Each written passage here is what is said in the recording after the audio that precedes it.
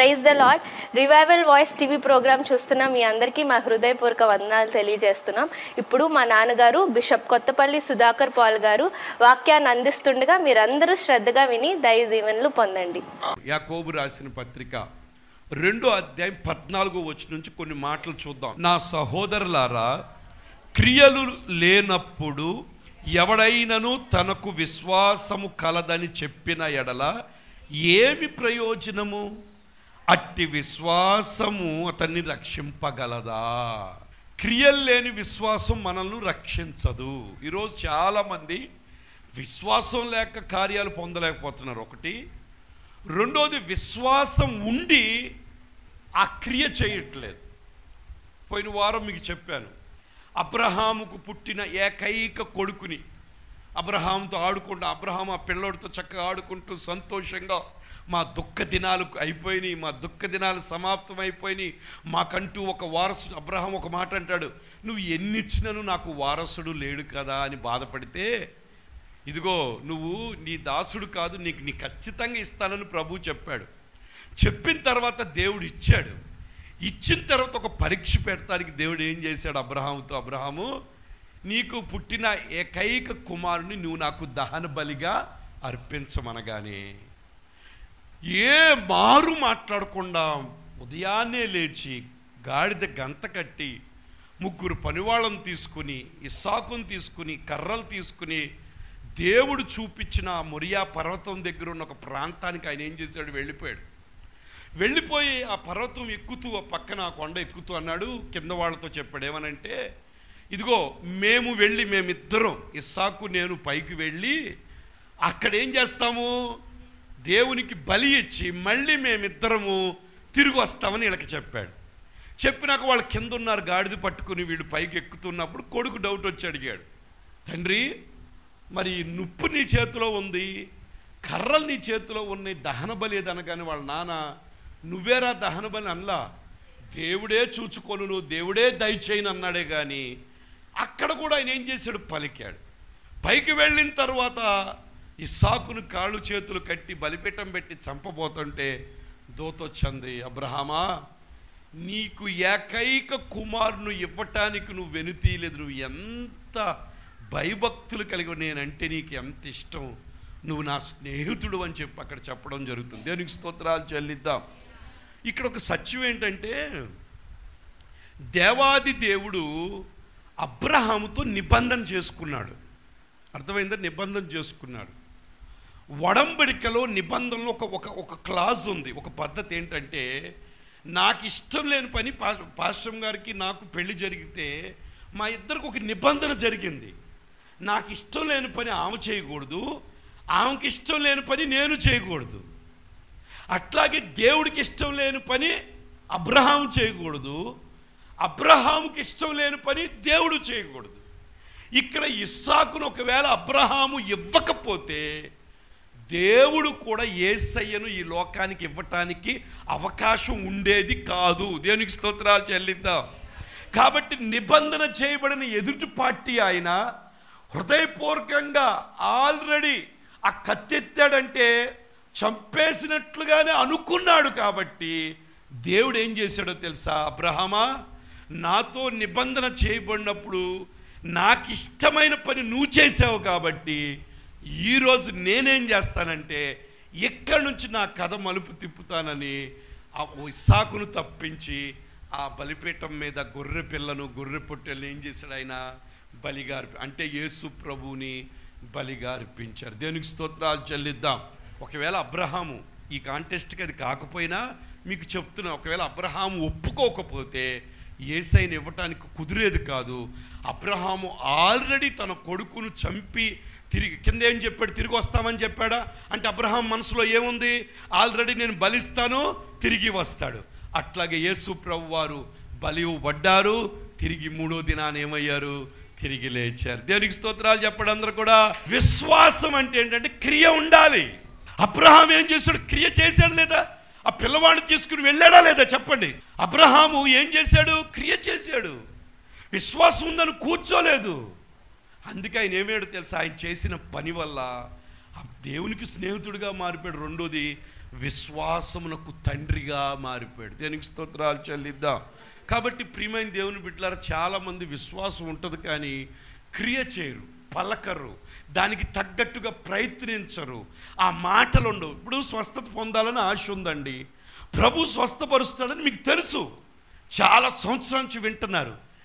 ఆ విశ్వాసం నీలో యాక్టివేట్ అవ్వాలి అంటే ఏం చేయాలి? క్రియ చేయాలి. ఇప్పుడు ఫోన్ ఉంది, ఫోన్లో చాలా ఫీచర్స్ ఉంటాయి, రికార్డింగ్ ఫీచర్స్ ఉంటాయి, సిరి అని ఒకటి ఉంటుంది, అది చెప్తే చేస్తుంది. మనం ఫోన్ చేయకుని అదే ఫోన్ చేసి సిరి ఫోన్ చేయవా నెంబర్ కంటే అది చేస్తుంది. ఇవి యాక్టివేట్ చేయకపోతే ఫోన్లో లేవని కాదు, ఆల్రెడీ దాంట్లో ఉంది, కానీ దాన్ని మనం ఏం చేయాలి? యాక్టివేట్ చేయాలి. దాన్ని మనం ఏం చేయాలి? క్రియారూపకంగా బటన్ అన్న నొక్కాలి, నోటితో అన్న పలకాలి. దేవునికి స్తోత్రాలు చెల్లిద్దాం.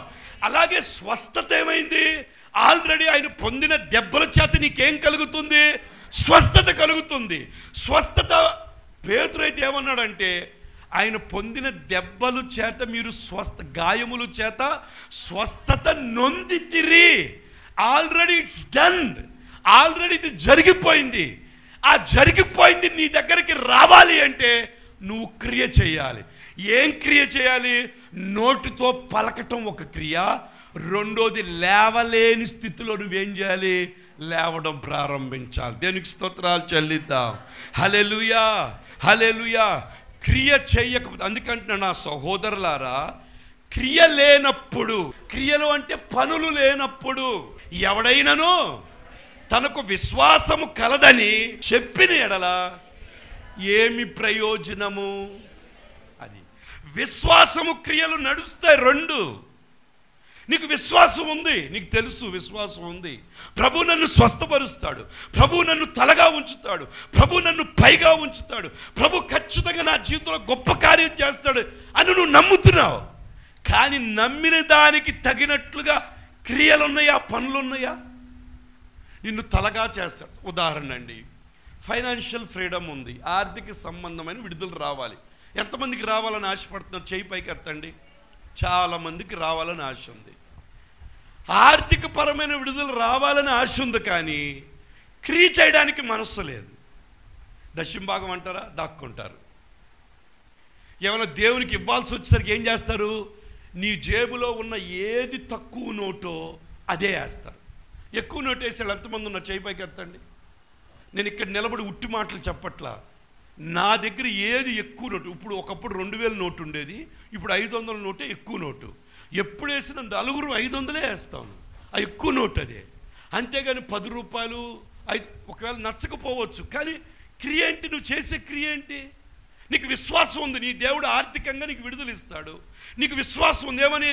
ఖచ్చితంగా అప్పుల్లోంచి నేను బయటకు వస్తానని. నువ్వేమో పిల్లికి కూడా బిచ్చం పెట్టవు, భిక్షం, అది మామూలుగా అంటున్నాను. ఎవరికి ఇవ్వడానికి మనస్సు ఉండదు. ఏదో వండుకున్న తలుపులు వేసుకుని నలుగురు బాగా 5-6 సార్లు తినేస్తారు, పొద్దున సాయంత్రం మధ్యాహ్నం, రేపు పొద్దున సాయంత్రం ఒక్కళ్ళు. నువ్వు ఎలా పైకి వస్తావు? విశ్వాసానికి క్రియ జోడించిందా? విశ్వాసానికి క్రియ జోడించి ఇక్కడ రాస్తుంది ఏమని? క్రియలు లేనప్పుడు ఎవడైనా తనకు విశ్వాసము కలదని చెప్పిన ఎడల ఏం ప్రయోజనం? ఏం ప్రయోజనం? ప్రయోజనం ఏమీ లేదు. విశ్వాసం ఒంటిగానే ఉంటుంది, దానికి జీవం లేదు. నీ విశ్వాసానికి క్రియలు లేదు కాబట్టి విశ్వాసానికి జీవం లేదు. పక్కన చెప్పండి, క్రియలు ఉంటేనే విశ్వాసానికి జీవం అని చెప్పండి. విశ్వాసానికి లైఫ్ అదే, క్రియలు. మనమేమో ఆర్థిక సంబంధమైన విడుదల వచ్చేయాలి వచ్చేయాలి వచ్చేయాలి, ప్రభువా దీవించు దీవించు దీవించండి, పైన క్రియ చేయి క్రియ చేయి క్రియ చేయి క్రియ చేయి, పనులు చేయి పనులు చేయను చేయను చేయను, దీవించు దీవించు, పనులు చేయను. పనులు చేయకుండా నీకు ఆశీర్వాదం ఎలా వస్తుంది? క్రియ చేయాలి. You have to do something. లేవలేకపోతున్నావు, లెగు. ఆ కాలు లేపుతుంటే భయంకరమైన శోధనకు ఉందా? లెగు విశ్వాసంతో. విశ్వాసంతో నువ్వు లేచినప్పుడు నువ్వేం చేస్తున్నావు తెలుసా? సాతానా, నన్ను పట్టుకుని నువ్వు కూర్చోబెట్టావు కదా, నువ్వు పట్టుకుని కూర్చోబెట్టిన దానిని నేను నమ్మట్లా. నేను దేన్ని నమ్ముతున్నాను తెలుసా? నా దేవుడు నన్ను లేపుతున్నాడు, అది నమ్మి నేను లెగుస్తున్నా అన్నప్పుడు ఆ పట్టుకున్నది వదిలి వెళ్ళిపోవాల్సిందే. దేవునికి స్తోత్రాలు చెల్లిద్దాం. ఏనుగులు పెంచేవాళ్ళంట ఫస్ట్ ఏనుగును పట్టుకు రాగానే దానికి ఒక కాలుకి చైన్ కట్టి చెట్టుకు కట్టేస్తారంట. ఒక 6 నెలలు అలా కట్టేసిన తర్వాత ఏను మైండ్ ఫిక్స్ అయిపోద్ది. ఏమనో తెలుసా, నన్ను కట్టేశారు. ఫస్ట్ రోజు లాగటానికి ప్రయత్నిస్తుంది, రెండో రోజు వెళ్ళటానికి ప్రయత్నిస్తుంది, మూడో రోజు ప్రయత్నిస్తాయి. అలా ఒక 3 నెలలు అక్కడి నుంచి తప్పించుకెళ్ళిపోని ప్రయత్నిస్తే ఆఖరికి ఏమవుతుందో తెలుసు, దానికి అర్థమైపోయింది, నేను ఎంత ప్రయత్నాలు చేసినా ఇక్కడి నుంచి వెళ్ళడం అనేది అసంభవం అని బ్రెయిన్లో ఫిక్స్ అయిపోయి ఆ యొక్క 6 నెలలు అయిపోయిన తర్వాత నువ్వు చెయ్యిని కట్టక్కర్లా, ఆ కాలు చుట్టూ ఒక మోపు కట్టి పెడితే కాలు కదిలినప్పుడు అది ఏమనుకోవడంతో తెలుసా, నన్ను కట్టేశారని కదలకుండా అక్కడే పడి ఉంటున్నాడు. దేవునికి స్తోత్రాలు చెల్లిద్దాం. సాతానుడు కూడా అదే చేస్తున్నాడు. నీకు నమ్మకం ఉంది, విశ్వాసం ఉంది, ప్రభు అంటే ఇష్టం, ప్రభు చేస్తాడని తెలుసు, కానీ క్రియ చేయడానికి మాత్రం ధైర్యం లేదు. ముందుకు అడుగేయడానికి ధైర్యం, అమ్మో ముందుకేస్తే ఏమవుద్దో, అడిగేస్తే మునిగిపోతామేమో. పేతురు అనుకోలా, క్రియ ప్రభు చెప్పాడు రా అనగానే ఎవరు దిగుతారు? నిజంగా మనం దిగుతాం అలా రా అనగానే? వెంటనే దిగ్గానే నడుచుకుంటా ప్రభువుని చూస్తా వెళ్ళిపోయాడు. దేనికి స్తోత్రాలు చెల్లిద్దా. ఆ తర్వాత అటు ఇటు చూసి పడిపోయాడు, కానీ ఆ తర్వాత మళ్ళీ ప్రభు లేపు నడిపించుకొచ్చాడు. దేనికి స్తోత్రాలు చెల్లిద్దాం. హల్లెలూయా. కాబట్టి విశ్వాసానికి లైఫ్ ఏంటయ్యా అంటే క్రియలో ప్రభువు మీద ఆధారపడి నువ్వు అడుగే. నువ్వు ఒక్క అడుగేస్తే దేవుడు ఎన్ని అడుగు లేపిస్తాడు. పరీక్ష రాయకుండా అమ్మో ఉద్యోగం రాదు పాస్టర్ గారు, 1,00,000 మంది రాస్తున్నారు, నాకు ఎక్కడొచ్చింది, అక్కడ ఉన్నది 5 పోస్టులే. కాదు కాదు కాదు కాదు, నీకు విశ్వాసం ఉంటే ప్రభువా 5 పోస్టులు ఉన్న 5లో 1 నాది అని చెప్పి విశ్వసించి కష్టపడి చదివి నువ్వు రాస్తే, ఇందా చదివాం కదా, ఏమని చెప్పాం మార్కు 11:23లో, అందుకు యేసు వారితో ఇట్లా, నేను ఎవరి యందు విశ్వాసం ఉంచుడి, ఎవడైనాను కొండను చూచి నీవు ఎత్తబడి సముద్రంలో పడవేయబడమని చెప్పి తన మనస్సులో సందేహింపక ఏం చేయాలంటే, చెప్పిన తర్వాత ఏం చేయాలి, సందేహించకూడదు. ఉద్యోగం వస్తుందని చెప్పిన తర్వాత నువ్వు సందేహపడకూడదు. నేనైతే ఊరికే చెప్పేలే మమ్మీ, పాస్టర్ గారు చెప్పినప్పుడు కొంచెం ఊపు వచ్చి ఆ మాట అన్నాను, కానీ నాకెక్కడొచ్చింది మమ్మీ, రాదు, నాకు తెలుసు. నేను చెప్పానా రాదని? నేను చెప్పానా? ఏం చెప్పావు? రాదని చెప్పావుగా, అందుకే రాదు. నాకు తెలుసు అవ్వదని నాకు తెలుసు. నేను ముందే అనుకున్నాను ఇది మనకు జరగదని. ఏమనుకున్నావు అమ్మా ముందే? ఏమనుకున్నావు అంటే? నువ్వు అనుకున్నావు కాబట్టి ఏమైంది? జరగలేదు. అదే వచ్చింది అనుకుంటే చెప్పండి, నువ్వు రాదని అనుకున్నావు కాబట్టి ఏమైంది? వచ్చింది అనుకుంటే అంటే ఇప్పుడు రావాలని రాకూడదని ఎవరి చేతిలో ఉంది? ఎవరి చేతిలో? హల్లెలూయా, హల్లెలూయా. ఏనాడు నువ్వు అనుకున్నావా నీ బ్రతుకులో నేను ఆరోగ్యంగా ఉంటాను అనుకున్నావా? ఏనాడైనా నీ బ్రతుకులో నేను అప్పులుగా ఉండను, అడుక్కు స్థితిలో ఉండను, ఒకరి చేతిని నేను చూడటం ఏంటి? అసలు నేను ఎవరి కుమార్తెను? నా పరిశుద్ధ గ్రంథం చెప్తుంది, ఏమని చెప్తుంది అసలు? మీరు యాజకులు, రాజవంశికులు, దేవుని సొత్తైన ప్రజలైతే ఆయన రక్తంతో కొనుక్కుంటే నేను అడుక్కోవడం ఏంటి? నేను ఆళ్ళ మీద నేను ఇచ్చే స్థితిలో అనుకున్నావా? ఏనాడు అనుకో. ఎవడన్నా ఇస్తే తీసుకుందామా ఏంటి? ఒకటే ఇచ్చారు, 2 ఇస్తే బాగుండుగా, ఏంటి 2 ఇచ్చారు, 3 ఇస్తే బాగుండుగా, నాకు ఇంతే పెట్టారు, ఇంత పెట్టాలి. చెత్త బుర్ర తీసేయండి. దేవునికి స్తోత్రాలు. మీరు నేను పెడతా. దేవునికి స్తోత్రాలు చెల్లిద్దాం. ఆ కృప దేవుడు నాకు ఇస్తాడు. ఎక్కడున్నా నేను తలగానే ఉంటాను. ఒకప్పుడు నేను తోకగా ఉన్నాను, ఒకప్పుడు నా ప్రభు నమ్ముకున్నప్పుడు నా బ్రతుకు తోకే, కానీ ఇప్పుడు నా బ్రతుకు తోక కాదు, నేను తల. దేవునికి స్తోత్రాలు చెల్లిద్దాం. నా తల యేసయ్య తల. ఇంకో విషయం చెప్పమంటారా? సంఘానికి తల యేసయ్య.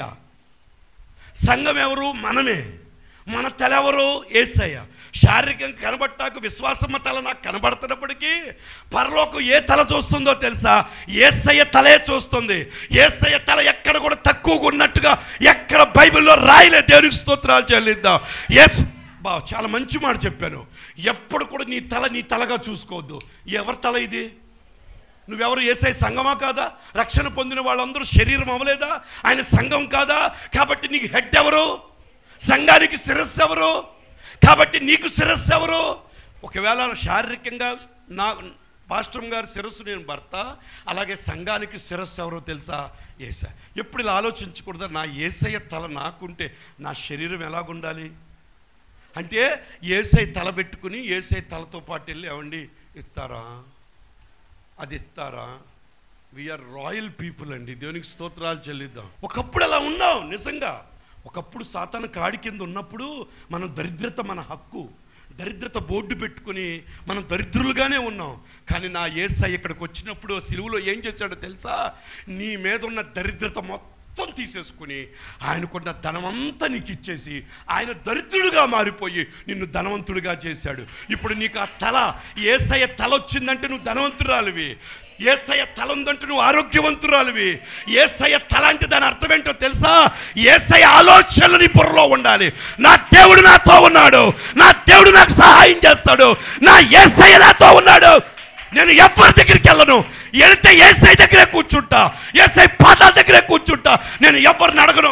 నాకు కావాలి, ₹1,00,000 కావాలి, నాకు 70 లక్షలు కావాలి, నేను కూర్చుంటే యేసయ్య దగ్గరే. నేను ఎవరి దగ్గరికి వెళ్ళను.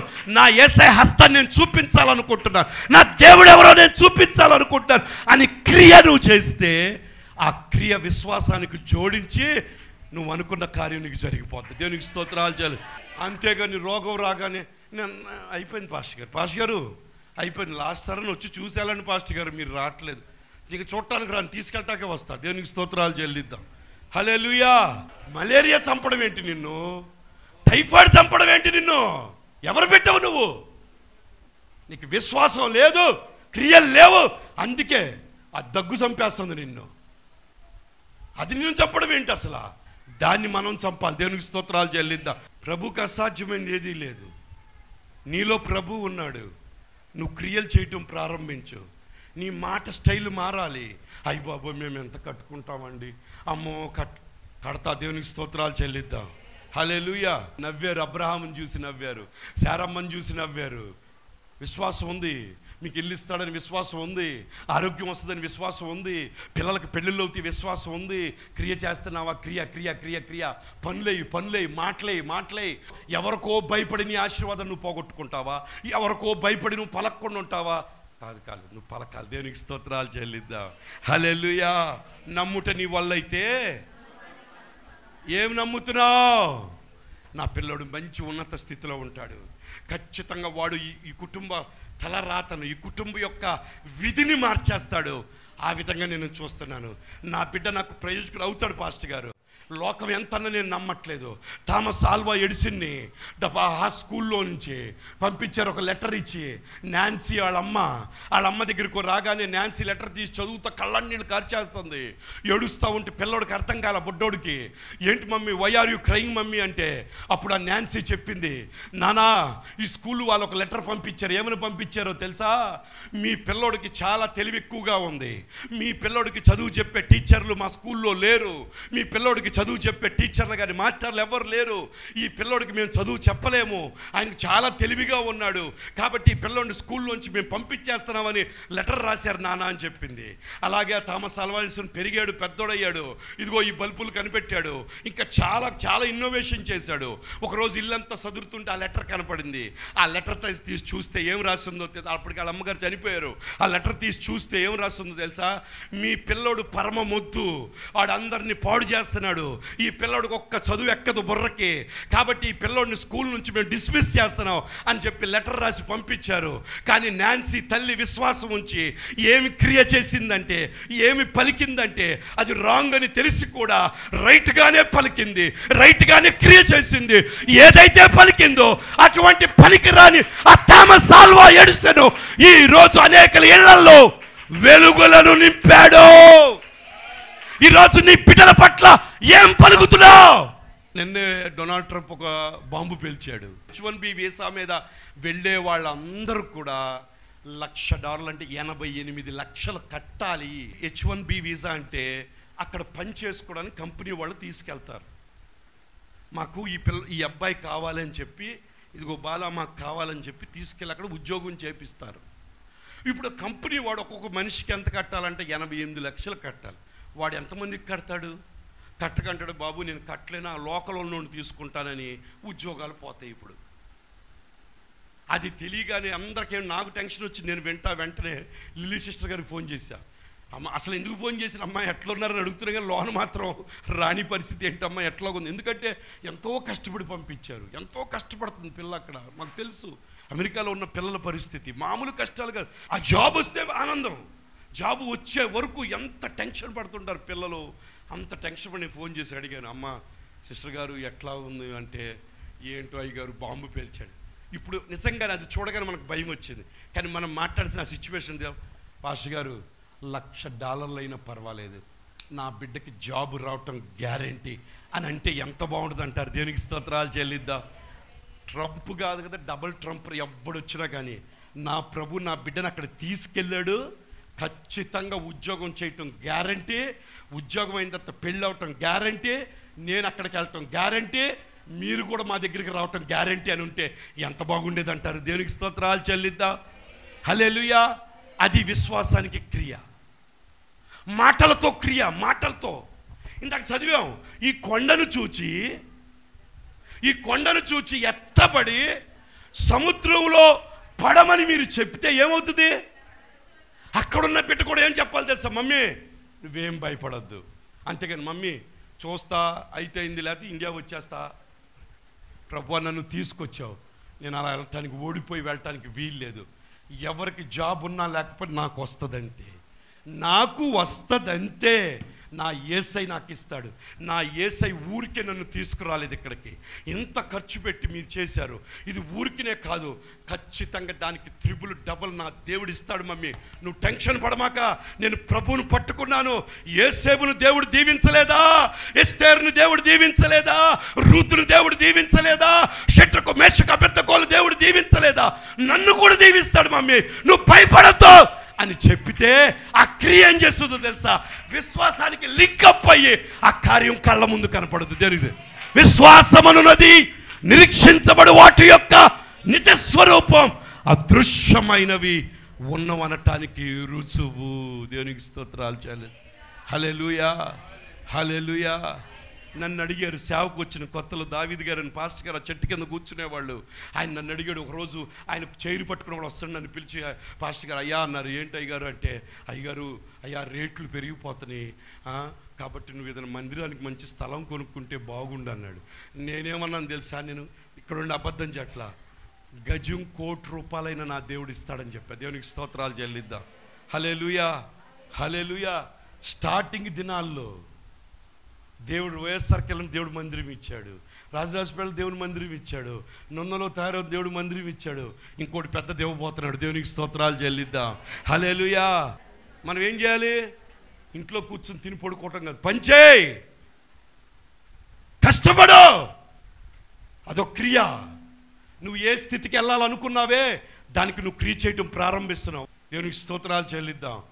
దేవుడు ఉన్న స్థితిలోకి దేవుడు తీసుకెళ్తాడు. నువ్వు పని చేయకుండా కూర్చుంటే సోమరువాని ఇల్లు అంట, అక్కడంట బలిసిన ముళ్ళ తొప్పలు అవన్నీ సామెతలో ఉంది. ఎప్పుడు నీళ్లు కారుతూ ఉంటుంది, అసలు అది మంచిది కాదు. ఆ సోమరువాని ఇంటికి అంటే ప్రహరీ గోడ కూడా ఉండదంట. దేవునికి స్తోత్రాలు చెల్లిద్దాం. సోమరిగా ఉండకూడదు, కష్టపడాలి. దేవునికి స్తోత్రాలు చెల్లిద్దాం. కష్టపడదాం, క్రియ చేద్దాం, అద్భుత కార్యం మనం చూద్దాం. దేవునికి స్తోత్రాలు చెల్లిద్దాం. హల్లెలూయా. కాబట్టి ఏమంటున్నాడు? దేవుని యందు విశ్వాసం ఉంచుడి, ఎవడైనాను ఈ కొండను ఎత్తి సముద్రంలో పడవేయబడు. చెప్పడం క్రియ, పలుకుతున్నాం, క్రియ చేస్తున్నాం. ఏమని? రోగమా బయటికి పో, దరిద్రత బయటికి పో అని చెప్పి దరిద్రత పోగొట్టి పని చేయాలి. నువ్వు ఏం చేయాలి? కష్టపడకుండా దరిద్రత ఎలా పోద్ది? కష్టపడకుండా నువ్వు ఎలా సాధిస్తావు? నువ్వు కష్టపడాలి. పురుషులుగా ఉన్నారు, యవనస్తులుగా తిని పడుకోవద్దు, కష్టపడు. దేవునికి స్తోత్రాలు చెల్లిద్దాం. హల్లెలూయా. ఒక ఏజ్ వరకు పిల్లలు గ్రద్దంట కొంతవరకు పెంచుద్దంట, ఆ తర్వాత పొడిసి బయటికి తోసేస్తుందంట. తోసేయగానే వాటి అయ్యే కొట్టుకుని ఎగురుకుంటా ఒక దినాన్ని అవి కూడా ఏమైపోతాయో తెలుసా? ఆకాశ గగనాల్లో ఎగురుతాయి అంట. దేవునికి స్తోత్రాలు చెల్లిద్దాం. హల్లెలూయా. కాబట్టి యవనస్తులు కష్టపడాలి. చదువుగానే కష్టపడాలి, ఖాళీగా కూర్చోకూడదు. అలా ఖాళీగా కూర్చుంటే దెయ్యం దూరిపోద్ది. ఆ సెల్లుల్లో పిచ్చి యాప్ల్లోకి వెళ్ళిపోయి బెట్టింగ్ యాప్లు, ఆ యాప్లు అప్పులు చేసి ఇడి చేసి బతుకంతా. అలా దేవుడు నిన్ను సృష్టించలేదు. దేవుడు నిన్ను కాదు, నువ్వు అనేకులకు దీవెనకరంగా ఉండేగా దేవుడు నిన్ను ఉంచాడు. నీ జీవితం ఉండాలి అంటే ప్రభువు మీద నమ్మకం ఉండాలి. ప్రభువు మీద నమ్మకం ఉండడం కాదు, నీ చేతులతో నువ్వు కష్టపడాలి, ఓ క్రియలు చేయాలి. అప్పుడు విశ్వాసము క్రియ కలిసి నిన్ను ఎక్కడో తలగా పైగా చేస్తా. దేవునికి స్తోత్రాలు చెల్లిద్దాం. హల్లెలూయా, హల్లెలూయా. పని చేయమన్నాను కానీ ఆదివారం మానే తిరగమాకండి. పాస్టర్ గారు పోయిన వారం మీరు చెప్పారు సార్, నేను సెల్లులో విన్నాను పని చేయమన్నారు, అందుకే ఇంట్లో ఉండకుండా రాత్రి కూడా రాకుండా పని చేస్తున్నాను. ఇంక అయిపోయినట్టు నీ పని. దేవునికి స్తోత్రాలు చెల్లిద్దాం. ఆదివారం 6 రోజులు కష్టపడు, 7 రోజు ఎక్కడికి రావాలి? క్రియ చేయాలి, పనులు చేయాలి, ప్రభు మందిరానికి రావాలి. నీకు ఇచ్చిన దాంట్లో ప్రభుకి భాగం ఇవ్వాలి. దేవునికి స్తోత్రాలు. అప్పుడు దేవుడు అయ్యో నా బిడ్డ ఎంత కృతజ్ఞత కలిగిన వాడు, ఈ వారం అంతా కాపాడినందుకు తనకు వచ్చిన రాబడిలో తీసుకొచ్చి నా చేతిలో పెడుతున్నాడు అంటే ఆయన రాబడి వల్ల పైకి రాడని ఆయనకి అర్థమైపోయింది. నేను నా చేతిలో పెడితేనే పైకి వస్తాడని అర్థమైంది. కాబట్టి నా చేతిలో పెట్టాడు, కాబట్టి ఈ బిడ్డను నేను దీవిస్తా. 5 రొట్టెలు 2 చేపలు 5,000 మందికి పంచినట్లుగా ఈ బిడ్డనే నేను అనేకులకు ఆశీర్వాదకరంగా మార్చేస్తా. దేవునికి స్తోత్రాలు చెల్లిద్దా. హల్లెలూయా. కొండలే సముద్రంలో పడమంటే తన మనసులో సందేహింపక తాను చెప్పినది. ఎంతమంది నమ్ముతున్నారు చెప్పింది జరుగుద్దని? నేను ఇంకో సత్యం చెప్తున్నా. ఈరోజు మీరున్న స్థితి ఎప్పటి నుంచో మీ పలికిన మాటల ప్రతిఫలమే, క్రియల ప్రతిఫలమే ఈ స్థితిలో మీరున్నారు. ఈ రోజు నుంచి మీ క్రియలు మాటలు మారిపోతే వచ్చే సంవత్సరం వేరే స్థితిలో మీరు ఉంటారు. దేవునికి స్తోత్రాలు చెల్లిద్దాం. మీ స్థితి మార్చుకోవటం ఆ చుక్కాని, ఆ యొక్క ప్రొపల్లరు, లేకపోతే దాని యొక్క బటన్ ఎక్కడ ఉందంటే మీ నోట్లో, మీ చేతుల్లో, మీ కాళ్ళల్లో ఉంది. నువ్వు ఏ స్థితిలోకి వెళ్ళాలనుకుంటున్నావో అది నువ్వే, నీ జీవితానికి నువ్వే డ్రైవర్వి. దేవునికి స్తోత్రాలు చెల్లిద్దాం. దాన్ని తాగుబోతు షెడ్లోకి తీసుకెళ్లాలన్నా నువ్వే తీసుకెళ్తావు. పని లేకోకుండా ముసుగు పెట్టి 2 వరకు పడుకోవాలనుకున్నా నువ్వే పడుకుంటావు. ఎవరిని పడుకోబెడుతున్నారా? మీ బతుకు. చాలామంది తల్లిదండ్రులు ఏడుస్తున్నారు, కళ్ళల్లోంచి వాళ్ళకి నీళ్లు కారిపోతాయని చూస్తుంటే బతుకు ఏమైపోద్దని బాధపడుతున్నారు. అయ్యో మేమున్నంతకాలం పర్వాలేదు, తర్వాత వాడి బతుకు ఏమైపోద్ది, ఎలా ఉంటాడని తల్లిదండ్రులు హృదయంలో భయంకరమైన ఘోష వేదన ఉంది. ఆ వేదన పోవాలనే నేను ఆ మాట చెప్తున్నాను. అలా అన్న చెప్తే కసొచ్చి పరిగెడతావని ఆశ, నిన్ను తిట్టాలని కదా. ప్రేమించిన స్నేహితుడు ఏం చేస్తాడంట? గాయాలు చేస్తాడంట. దేవునికి స్తోత్రాలు చెల్లిద్దాం. కాబట్టి సందేహించకుండా చెప్పి నమ్మితే ఏమవుతుందంటమ్మా? ఏది చెప్పావు అది ఏమవుతుంది అది. కాబట్టి నువ్వు ఏది పలుకుతున్నావు, ఏది క్రియ చేస్తున్నావు చాలా ఇంపార్టెంట్. దేవునికి స్తోత్రాలు చెల్లిద్దాం. హల్లెలూయా, హల్లెలూయా. మనసుంటే సపోజ్ కలెక్టర్ గారు 5వ అంతస్తులో డబ్బులు పంచుతున్నారు, ఏం చేస్తావు? కలెక్టర్ గారు కింద పెడితే తీసుకుంటా, లేకపోతే వద్దని వెళ్ళిపోతావా? పాక్కుంటా, తోసుకుంటా. కానీ బతుకునిచ్చే దేవుడికి రావటానికి మనస్సు లేదు. అందుకే నేను ఎక్కేటప్పుడు రోజు భాషలు మాట్లాడుకుంటా, ప్రభు నన్ను బలపరచువాన్ని నేను సమస్తం చేయగలను. కాలేబు ఎక్కాడు, నేను ఎందుకు ఎక్కలేనయ్యా అని దేవునికి స్తోత్రాలు చేయాలి. వచ్చినప్పుడు వస్తుంది లిఫ్ట్ రాలేదని కింద కూర్చుంటాను. అమ్మ క్యారేజ్ అయ్యి భోజనం కింద కూర్చుని తింటా, ఇక్కడే దుప్పటి పడుకోను. విశ్వాసంతో అడుగులే, దేవుడే నిన్ను అలా పైకి తీసుకెళ్తాడు. దేవునికి స్తోత్రాలు చెల్లిద్దాం.